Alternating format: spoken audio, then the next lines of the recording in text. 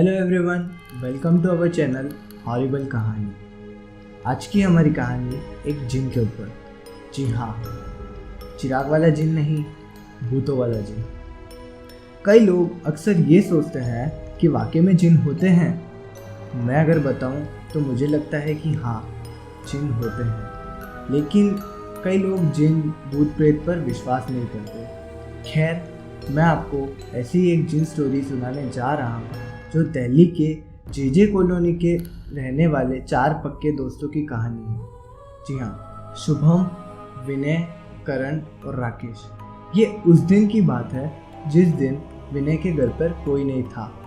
विनय के घर वाले कहीं बाहर गए हुए थे और ये तीनों दोस्त उसके घर पर रहने चले गए थे। अब सभी दोस्त मिल चुके थे तो इतना जल्दी तो नींद आने वाली नहीं थी, इसलिए इन सभी दोस्तों ने कुछ अलग करने का सोचा। इन सभी दोस्तों में से विनय था जो सबसे बहादुर था, इसलिए उन्होंने विनय को बोला एक टूटे फूटे मकान में जाने के लिए जो कि हॉन्टेड था। उस मकान की तरफ आज तक कोई नहीं गया था। आसपास वाले लोगों का मानना था कि उस मकान में 2 बुरी आत्माएं रहती हैं। विनय को कहा अगर हिम्मत है तो उस मकान में जाकर दिखा। विनय को इन सब बातों पर विश्वास नहीं था, इसलिए उसने वहां जाने के लिए हाँ कर दी। अब विनय उस मकान में चला गया था। वो करीब 30 मिनट तक उस मकान के अंदर रहा। अब विनय जैसे ही वहां से बाहर आया तो बिना कुछ अपने दोस्तों से कहे घर चला गया और चुपचाप जाकर बेड पर सो गया। अब इन दोस्तों ने उसका बहुत मजाक उड़ाया और कहा कि शायद वो डर गया है। सुबह हो चुकी थी, विनय के घर वाले आ गए थे और ये तीनों दोस्त अपने अपने घर चले गए थे, लेकिन विनय अभी भी सो रहा था। विनय की माँ ने जब उसे उठाया तो वह चुपचाप उठ गया और नाश्ते के लिए तैयार हो गया। विनय की माँ ने देखा उसने आंखों में काजल लगाया हुआ था। जब विनय की माँ ने उससे पूछा कि तुमने काजल क्यों लगाया है, तो उसने कहा यूँ ही लगाया।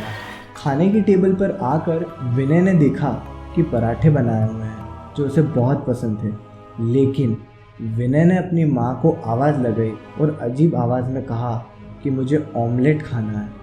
ये सुनकर विनय की माँ के होश उड़ गए, क्योंकि विनय एक वेजिटेरियन था और उसे अंडों से सख्त नफरत था।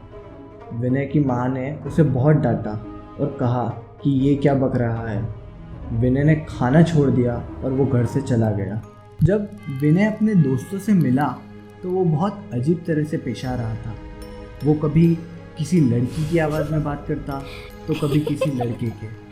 अब ये सब देख उसके दोस्त घबरा गए थे, इसलिए राकेश ने रात की पूरी बात जाकर उसकी माँ को बताई। अब रात हो चुकी थी, रात के करीब 10 बज चुके थे। विनय अभी तक घर नहीं आया। जब विनय घर आया तो वो शराब पीकर आया था, जबकि विनय ने कभी भी शराब को हाथ तक नहीं लगाया था। विनय ने एक औरत की आवाज़ में कहा कि आज मुझे भिंडी की सब्ज़ी खानी है। फिर विनय ने कहा कि नहीं, मुझे मटन कौरमा खाना है। यही नहीं, विनय कभी किसी औरत की आवाज़ में बोलता तो कभी किसी आदमी के। वो बहुत हरकतें करने लग गया था। विनय की माँ ने न आव देखा न ताव। वो तुरंत घर पर एक बाबा को ले आए और पूजा शुरू करवा दी, क्योंकि उसे लग चुका था कि विनय के अंदर कोई भूत या जिन की आत्मा आ चुकी है। और जब पंडित जी ने विनय को देखा तो उन्होंने बताया कि विनय के अंदर एक नहीं बल्कि दो जिन की आत्मा है।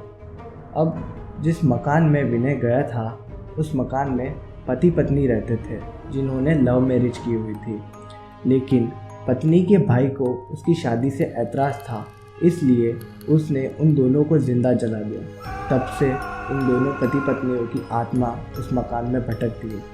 लेकिन जब विनय उस मकान में गया तो उन पति पत्नी की आत्मा ने विनय के अंदर प्रवेश कर लिया। जो पति की आत्मा थी वो अपने पत्नी के भाई से बदला लेना चाहती थी, लेकिन उसकी पत्नी उसे हमेशा रोकती थी, इसलिए विनय कभी औरत की आवाज़ में बात करता तो कभी किसी मर्द की। अच्छा हुआ विनय की माँ ने सही समय पर पूजा शुरू करवा दी ताकि विनय को उन दोनों आत्माओं से मुक्ति मिल सके। अब पूजा सब कुछ ख़त्म हो चुकी थी। विनय को भी उन दोनों आत्माओं से मुक्ति मिल चुकी थी।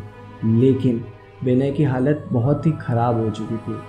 जो बाबा थे उन्होंने एक धागा दिया, वो विनय के हाथ पर बांध दिया।